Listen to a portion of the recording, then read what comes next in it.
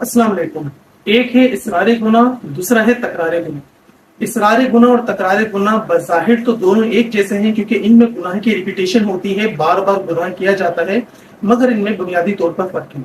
इसरार गुनाह ये है कि बंदे से कोई गुनाह सरजद हो, लेकिन वो अल्लाह ताला की बारगाह में तौबा ना करे, रुजू ना करे, इस्तिग़फ़ार ना करे और गुनाह को मुसलसल करता चला जाए। ऐसी सूरत में ये गुनाह इसरार गुनाह कहलाता है। इसकी बहुत बड़ी आफत है। तकरार गुनाह यह है कि बंदे से कोई गुनाह सरजद हुआ, उसने अल्लाह ताला की बारगाह में पशेमान होकर, नादिम होकर तौबा की, इस्तिग़फ़ार की और अल्लाह ताला से गुनाहों की माफी मांगी।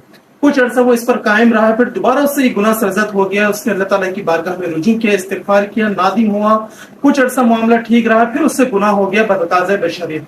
तो गुनाह होगा, गुनाह के बाद इस्तिग़फ़ार होगा, फिर गुनाह होगा, फिर अल्लाह ताला की बारगाह में माफी, फिर गुनाह, फिर निदामत। ये तकरार गुनाह कहलाता है और इसकी मुआफ़ी की उम्मीद है।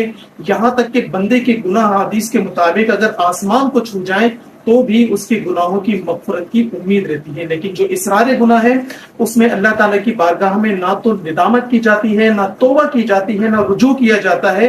ये बहुत बड़ी आफत है और ये बंदे को जरी और बेबाक बना देती है, उसके दिल को सख्त कर देती है। ये इसरार गुनाह है और इसके मुकाबले में तकरार गुनाह है। नबी करीम सल्लल्लाहु तआला अलैहि वसल्लम इरशाद फरमाते हैं, मा असर्रा मन इस्तग़फ़रा, जो इस्तिग़फ़ार करते रहा उसने गुनाह पर इसरार नहीं किया। व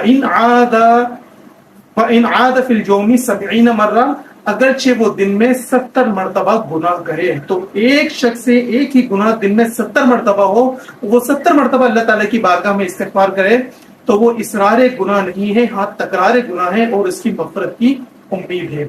इसी तरीके से अगर किसी शख्स से गुनाह सरजद होता है और वो कसरत से गुनाह उससे जारी हो जाता है, तो अगरचे वो गुनाह सगीरा हो, इसरार की वजह से वो गुनाह कबीरा हो जाता है, क्योंकि उसमें जुर्रत और बेबाकी पाई जाती है, जो कि अल्लाह ताला को सख्त नापसंद है।